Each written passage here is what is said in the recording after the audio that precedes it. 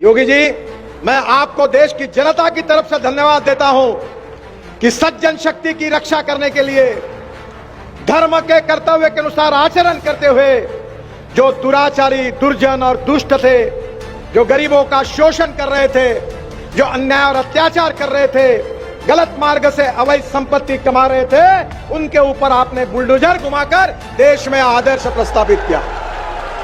राजा ऐसा चाहिए जो अन्याय करने वाले को उखाड़ कर फेंकने वाला चाहिए, जो दुर्जनों को और दुष्ट लोगों का संहार करने वाला चाहिए। यही भगवान श्री कृष्ण में गीता में संदेश था।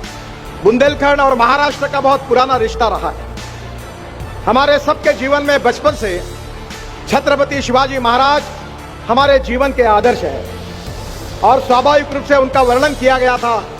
यशवंत, कीर्तिवंत, वरदवंत, सामर्थ्यवंत, जानता राजा, निश्चय का महामेरु, बहुत जनासी आधारु, अखंड स्थिति का निर्धारु, श्रीमंत योगी।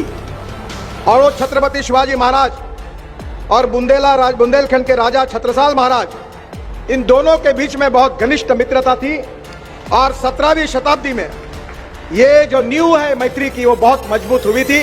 वो देश के इतिहास में बहुत महत्वपूर्ण है। ये वीरों की भूमि है और इसी भूमि पर एक इतिहास बना रहे हमारे योगी जी।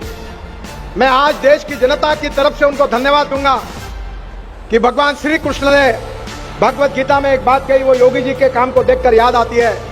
परित्राणाय साधूनां विनाशाय च दुष्कृतां धर्म संस्थापनार्थाय संभवामि युगे युगे। राजा ऐसा होना चाहिए जो मां बहनों की रक्षा करने वाला चाहिए। राजा ऐसा होना चाहिए जो सज्जनों की रक्षा करने वाला चाहिए। राजा ऐसा चाहिए जो अन्याय करने वाले को उखाड़ कर फेंकने वाला चाहिए,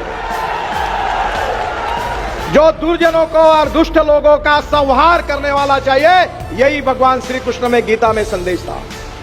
योगी जी, मैं आपको देश की जनता की तरफ से धन्यवाद देता हूं कि सज्जन शक्ति की रक्षा करने के लिए धर्म के कर्तव्य के अनुसार आचरण करते हुए जो दुराचारी, दुर्जन और दुष्ट थे, जो गरीबों का शोषण कर रहे थे, जो अन्याय और अत्याचार कर रहे थे, गलत मार्ग से अवैध संपत्ति कमा रहे थे, उनके ऊपर आपने बुलडोजर घुमाकर देश में आदर्श प्रस्तावित किया। मैं उत्तर प्रदेश की जनता तो आपके ऊपर खुशी है। मैं देश की जनता की तरफ से आपको बहुत बहुत धन्यवाद देता हूं, आपका अभिनंदन करता हूं।